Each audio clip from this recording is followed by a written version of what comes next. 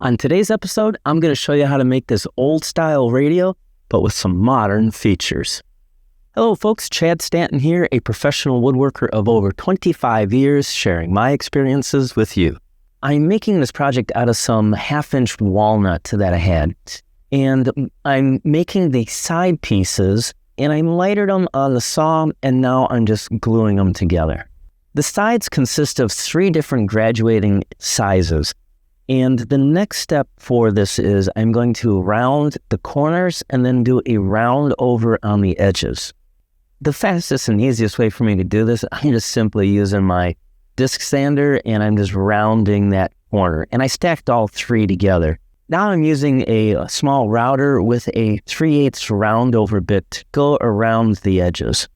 Now for just the first panel on the side, I'm using a 1/4-inch rabbiting bit. I'm doing this on the inside because a grill is going to actually set place inside of here.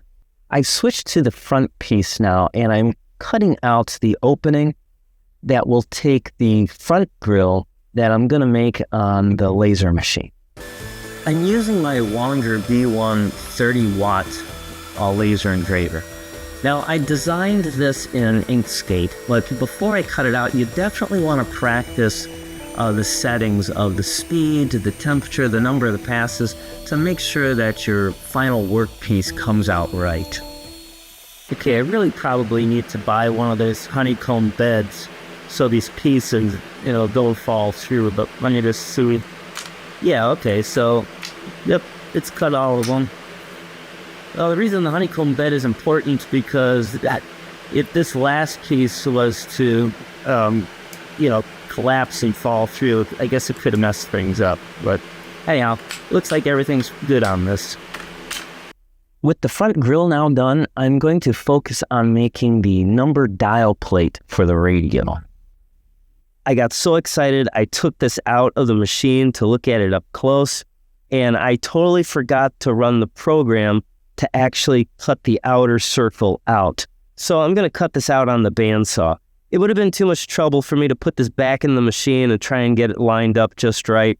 And to be quite honest with you, the outer circle, it really isn't that crucial component to the building of this radio. So as much trouble as this disc was, I'm still not out of the woods yet. So I made it, I drilled my hole, I put it on the dimmer switch, and then I added this dowel for an extension rod. This will get cut shorter. But at any rate, if you can imagine that the needle is going to be hanging here at off, then I have my numbers slowly increasing all the way up to 100 to kind of simulate radio stations, right? Well, look what happens. It goes to my lowest number. In other words, I have all of these numbers on the wrong side, completely reversed. So it's back to Inkscape. I gotta go to design another dial. At my drill press, I'm drilling the hole that will be for the dowel rod to the dimmer switch. I'm using the same drill bits for where the window opening for where the dial plate will go. And I drilled 3 holes for that. And then I simply, again, cut this out with the jigsaw. Boom. It's now back to my longer laser engraver where I'm going to cut out what will be the side grill. I wanted to share some thoughts with you right now on this project. So when I make these projects, I don't typically think them all the way through the best way that I should. And here's an example. So I really like how the side grid sets into the back. This just looks really clean. And when I first was designing the front, I just simply thought that I was just going to glue the grid or grill onto the front piece. But like I said, I really like how this looks. Now it's too late for me to go on the back side and do a rabbet like I did with the side for a couple of reasons. One, you can see some of my cuts on this are not exactly straight with the jigsaw. The other reason, though, is even though I could probably clean that up, the other reason, though, is I didn't design this with that in mind. These side pieces, all the edge pieces, should be a little bit wider. That way, when it goes in behind,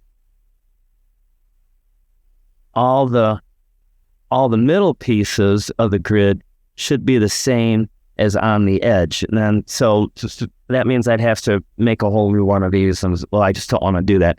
So what I think I'm going to do is I'm going to put this on here, trace around it, and then with my router hand plane, I'm going to notch this down so this sets into it so it's more flush with the front. It's time for some assembly. I'm going to use the front and the larger of the 3 side pieces and glue and clamp those together first. Following that, I'm going to glue the top on. I'm going to leave the grills the natural color, but I do want to protect them, so just a quick coat of shellac will do the job. I'm putting glue on the back side of these grills, and I'm going to attach my fabric. Now, finding the right fabric for this was actually kind of a challenge because I didn't want anything too dense because I still wanted to see the light of the LED light bulbs shining through, but I also didn't want it too bright. With the first of the 3 side pieces, I'll glue the grill into the rabbited part.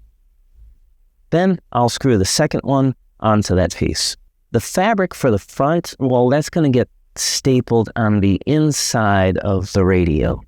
Side pieces 1 and 2, well, they get attached to side number 3. Using the software Inkscape, I designed a dial plate, and I used the longer laser to engrave it and also cut it out. This is just going to get glued in place. The same goes for the front grill. I'm just gluing that in place as well. So this is my bottom piece, and you can see I haven't really cut it to length or the proper width. And the reason for that is I first want to put this on here and bring it flush to the front and flush to the side, because what I want to get is I want to trace this profile and cut that out. Okay, now I'm only doing that on the one side for now because I know I'm going to have this sitting back a little bit, but I don't know how much distance I want at this point. Once I figure out the distance, then I will trace it out on the other side. So for now, I'm just going to cut this corner and I'm going to put it back here and take a look at it. Here's what I decided I thought visually looked nice. I wanted it 3/8 from the front to back here and from the side. So what that means is I set my dividers for 3/8 of an inch, came over here, made a mark, and brought that line down.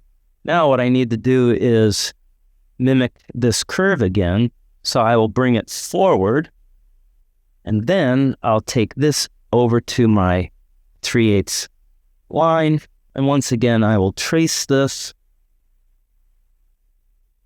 This is looking really good. This is what I wanted. Now all I'm going to do is I'm going to take this harsh square edge off with a little round over. I'm not going to get into the whole wiring electronics part of this. I will say that I did these lights in a parallel circuit, and I have the dimmer switch here with my number plate on it, and so you can see that I can turn it up and down, just, I don't know, to create a different mood lighting, I guess, if you will. I decided I'm going to make a round wooden knob for the actual dial tuner. Now, the method that I'm making this is kind of crude, but it does work. So this is the little Bluetooth speaker that I plan on putting in here. And I'm going to have a shelf going across this that it will sit on, but I'm worried about it falling forward and hitting the light bulbs. So I made the shelves, and I put a little bit of that speaker fabric in front of it. This way I can put this in here. I'll glue that down in place, and then that way I can set my speaker up there, and I don't have to worry about it falling down. Now, just to cover this up, I took another piece of some fabric, just cut some MDF to make a frame, and then what I'll do is I'll put this on here and just screw it in place. That way I don't have to worry about seeing the light bulbs or any of the electrical wiring. And now, the jewel on the crown. I'm really excited about this project because it's something that I've been wanting to do for a very long time. See, I've always liked old radios, but I know nothing about the electronics inside or those tubes. And even if I did learn all that, well, let's face it, the only thing that's on AM radio is a bunch of talk show. But this radio allows me to listen to any kind of music I want at any time. So let's take a closer look at the features of this radio. The radio is based after the style of Art Deco, and I really love the features on it, like the cascading side panels, as well as the artwork on the grills. It's made out of some 1/2-inch walnut, and the grills are some 1/4-inch oak plywood. Now, to simulate those old glowing of the tubes, well, I put in some modern day, the Edison LED light bulbs inside, and it's hooked to a dimmer switch.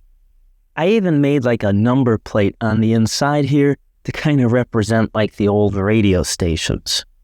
As for the music in it, well, it's actually controlled by my phone and a little Bluetooth speaker that sits in the back on a shelf. Now, this is actually a really great project because I get to combine my traditional woodworking skills and tools, and I'm also using some modern day technology such as the Longer B1 laser engraver to cut out the grills for the radio.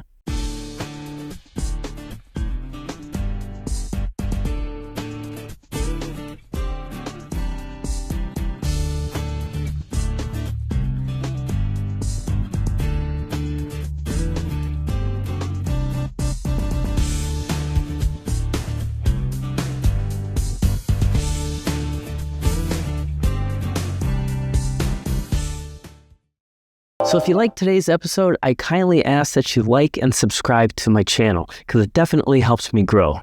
And when you're at my channel, check out the playlist on woodworking geometry.